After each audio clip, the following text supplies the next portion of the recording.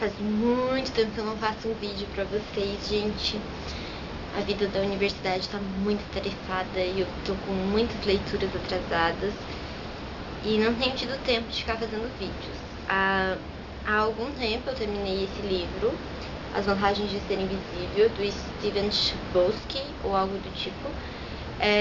Eu li o livro e em seguida fui assistir o filme pra poder fazer uma comparação entre os dois, mas fiquei com preguiça de fazer uma comparação por enquanto, então algum dia talvez, quem sabe. Vou falar só sobre o livro, então. Bem, acho a capa do livro bastante interessante. No começo eu achei ela bem boba, assim, tipo, que sem graça. Aí depois que eu notei que aqui tem um carinho invisível, que dependendo de como você faz com a luz, você enxerga ele, e isso é bem interessante. O Steven Chbosky é formado em roteirista. Ele é dos Estados Unidos, né? Daí ele é formado em roteirista. Então esse aqui é o primeiro romance dele, ele já fez vários filmes. Tanto que o filme desse livro foi ele que fez a adaptação, ele que dirigiu, ele que fez tudo, por isso que é um filme bem verossímil. A história de As Vantagens de Ser Invisível é sobre o Charlie. E o Charlie é um garoto traumatizado que passa por um terrível trauma que seu melhor amigo se suicida. Então ele faz uma série de tratamentos e afins até se sentir hábil a retornar para a escola. E quando ele volta para a escola, tá tudo diferente, né? Os amigos que eram amigos desse amigo dele não falam mais com ele e tal, ele se sente sozinho, até que ele conhece a Sam e o Patrick, e os dois são fantásticos e apresentam ele aos amigos deles, que são fantásticos, e eles vivem altas aventuras. É bastante legal, assim, o livro, porque, bem, pra ser bem sincera, assim, eu fiquei meio, com raiva, porque o livro ele é contado em cartas, e no final eles não dizem pra quem que é a carta. Eu queria saber pra quem são as cartas. E eu achei a narrativa meio infantil, assim, comparando com outros livros narrados em primeira pessoa, por exemplo, comparando com A Culpa é das Estrelas. A Culpa é das Estrelas também é uma garota de 16 anos que narra o próprio livro, e ele é muito melhor do que a narração desse. Só que eu gosto do conteúdo, do contexto, porque fala de pessoas invisíveis. E acho que quase todo mundo se sentiu invisível em alguma situação.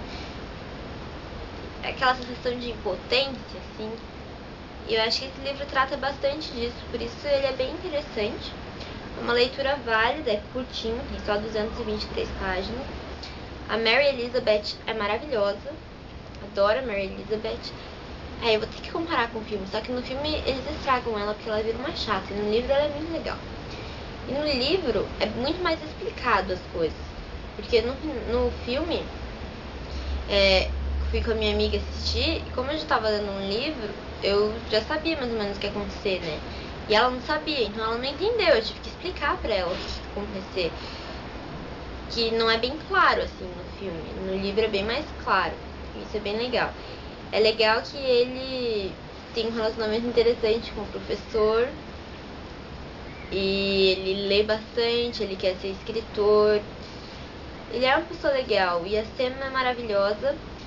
E coisa que eu achei bem legal no livro é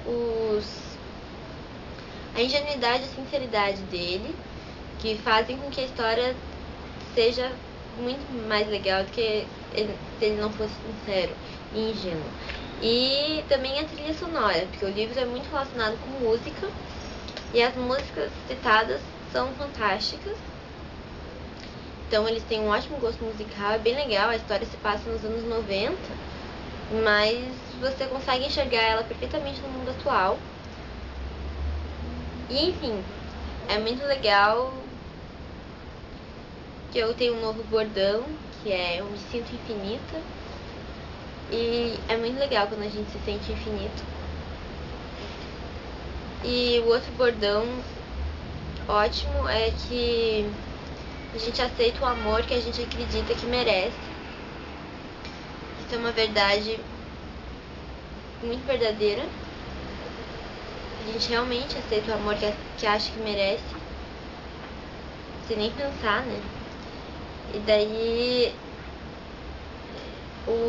tem um poema lindo aqui.